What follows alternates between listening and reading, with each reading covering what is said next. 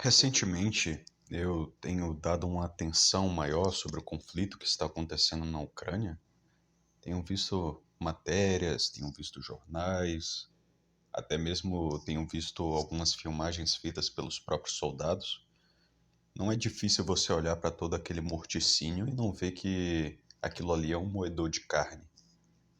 Isso me fez refletir. Quantos homens, quantos soldados, quantas vidas, quantos jovens, homens jovens, adultos, velhos estão perdendo suas vidas praticamente em troco de um pedaço de terra.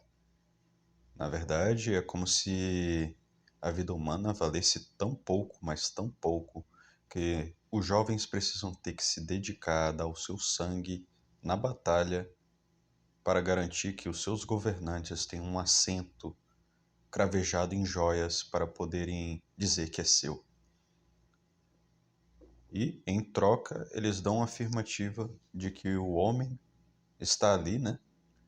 O soldado está ali em prol da nação, do bem-estar do povo, do bem-estar da sua cultura, mas ultimamente eu não tenho visto essa unidade toda, esse agrupamento dos povos que foi nos prometido desde o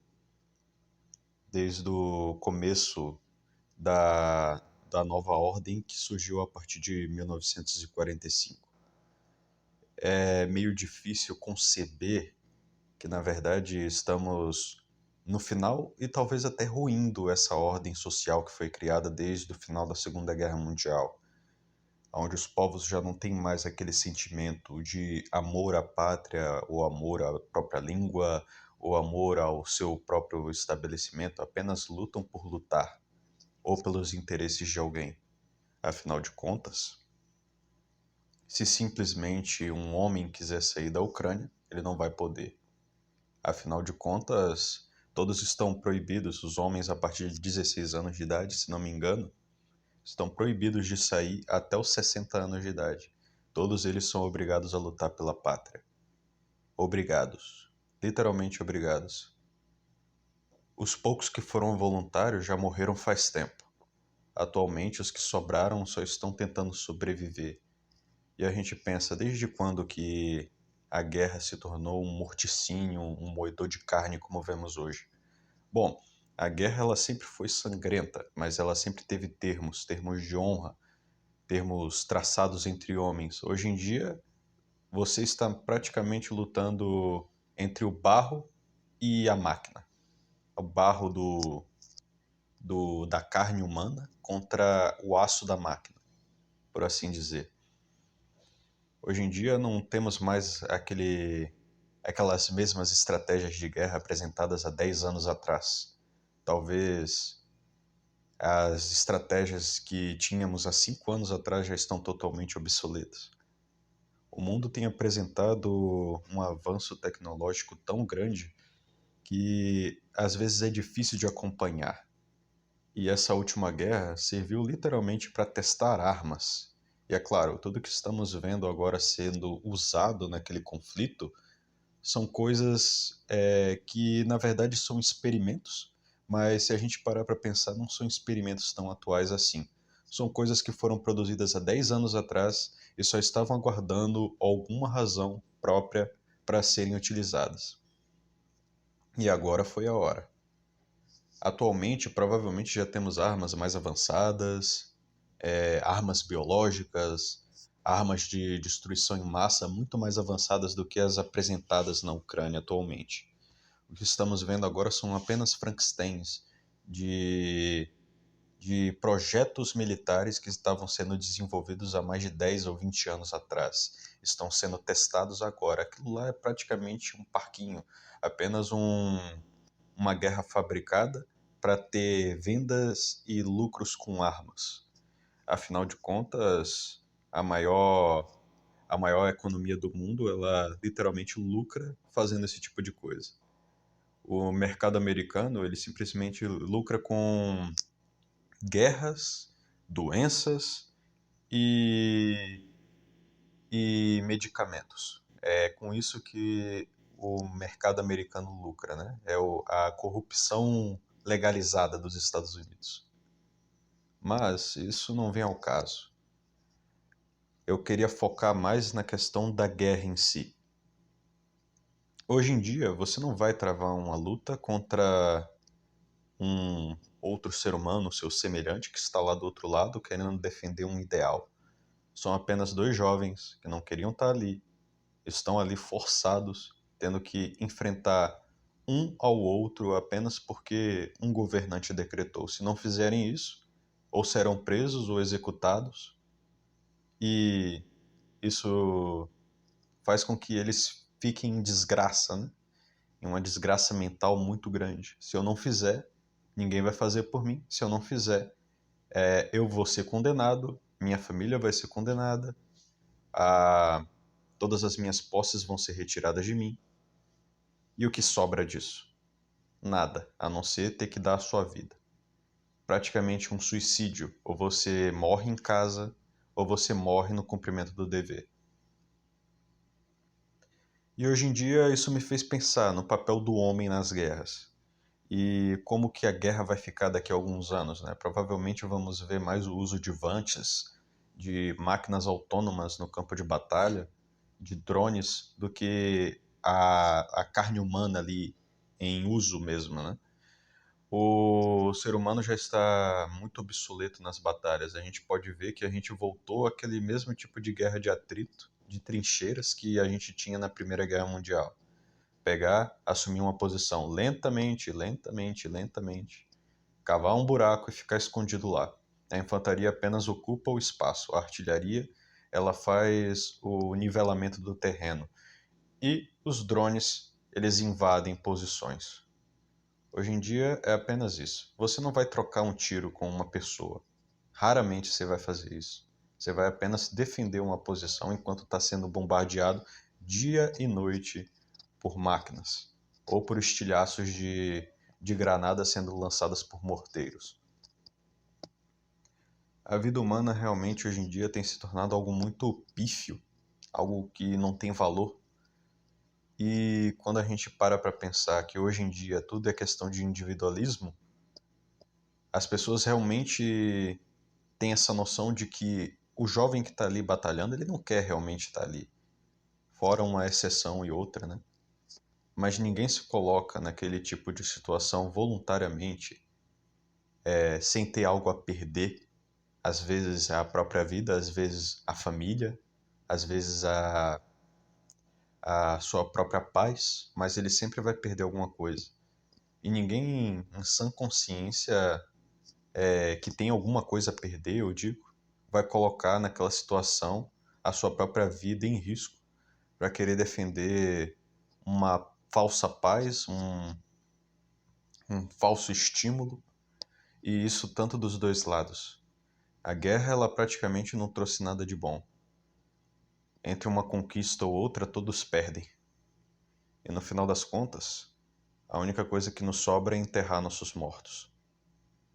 E isso me fez pensar, porque o individualismo está tão grande, né? As pessoas hoje em dia não têm mais a consciência de povo. E hoje em dia vivemos nessa nova ordem do globalismo, que foi instituída desde 1945, né? Desde a criação da Liga das Nações. Eu dependo de você e você depende de mim. Isso quebrando completamente as fronteiras, a autodeterminação dos povos, todos são cidadãos do mundo. O que fez com que praticamente todos perdessem o seu sentimento de pátria, de união, de cultura. Hoje todos são cópias apenas de um único país, todos temos uma única roupa tradicional, falamos uma única língua mundial, temos uma única moeda para transacionar internacionalmente. Não temos mais uma visão de mundo de querer crescer como pátria, né? E praticamente isso aí não está errado. Não vou ficar julgando os Estados Unidos nem tacando pedra nessa ordem mundial antiga, porque tinha que acontecer como aconteceu. E as consequências do que vai existir daqui para frente também deveriam ter acontecido da mesma forma como vão acontecer. É tudo uma agenda e realmente não sei se estamos condenados como raça humana, né? Ou o que vai acontecer daqui para frente, mas eu posso olhar para o presente e ver que não existe mais uma esperança para o jovem, principalmente o jovem do sexo masculino, aqui no mundo em que vivemos. Hoje só somos usados apenas como mão de obra barata e descartados. É só ter uma ótica, né, de olhar para o nosso próprio país. Praticamente daqui para frente vamos ter um êxodo muito grande de pessoas buscando a sua própria autoliberdade, né?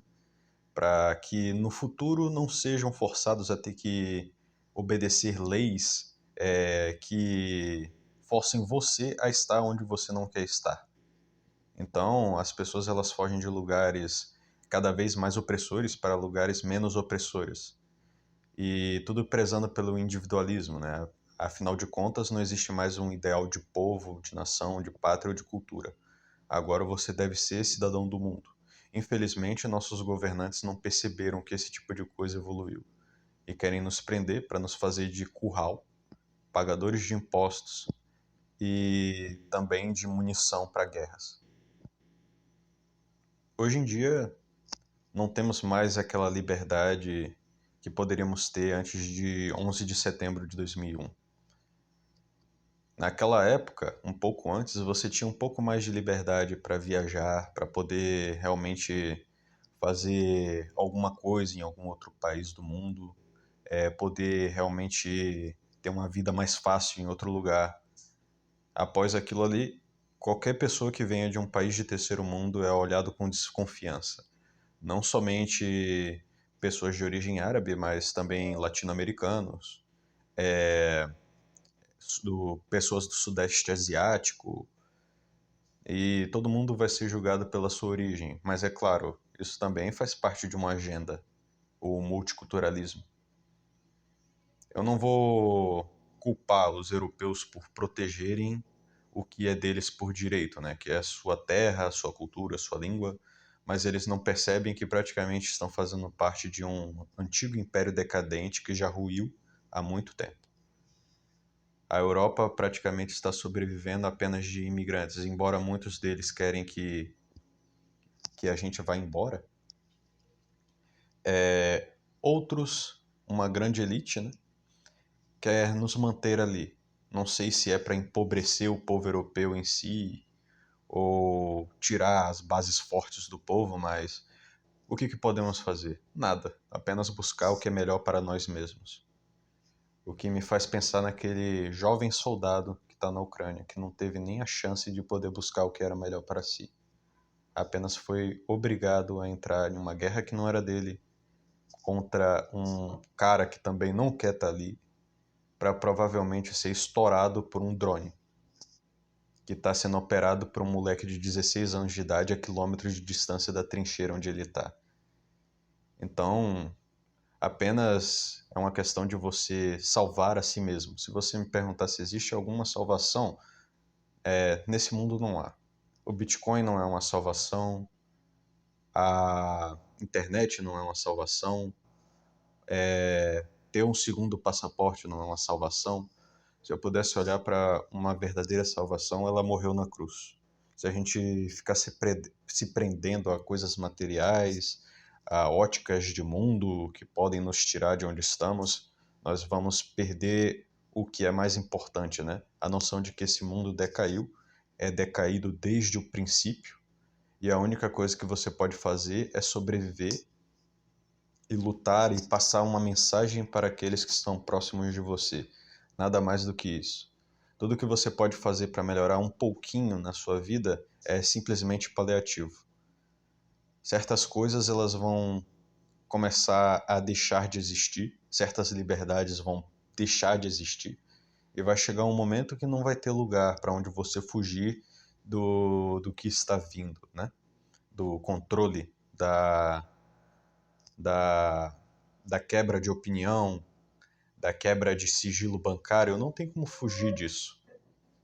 Mais para frente, veremos que o mundo vai estar envolto de trevas, não que já não esteja agora, e não que já não estivesse antes, mas é sempre uma progressão, e uma progressão, e uma progressão, que sempre vai indo e vindo.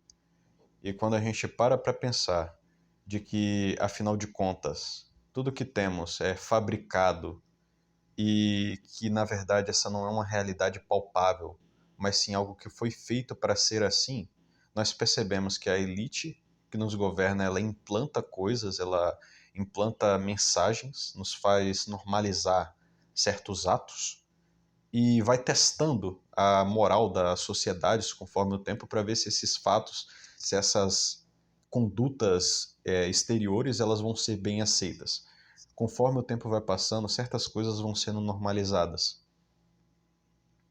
E acaba que a gente tem uma normalização de violência, de atos libidinosos, de perca da ética, da moral. A lei acaba não valendo mais nada. O, o que é socioculturalmente aceito já não vale mais nada. A gente vai pegando ali aquela questão do amor livre, né? Ah, o que que o soldado ucraniano está lutando? Ele está lutando simplesmente por um ocidente degradado, é praticamente um império que já ruiu, por estar ali defendendo um tampão da Europa, impedindo a guerra de avançar pela Europa, uma Europa que praticamente não se importa com ele, que praticamente está fraca, está economicamente quebrando por causa de tanto assistencialismo, em um mundo que praticamente não se importa se ele vai ganhar ou perder, apenas está usando ele como um experimento, como praticamente um rato de laboratório que vai ser executado várias e várias e várias vezes, apenas para satisfazer uma agenda política. Enquanto isso, o povo dele já está todo espalhado pela Europa e outros cantos do mundo. As mulheres e as crianças já foram embora faz tempo, não tem obrigação de estar ali, mas ele sim. O futuro realmente é bem tenebroso, bem nebuloso, e esse é só um protótipo, é só um exemplo do que vai se ter mais para frente no restante do mundo, né?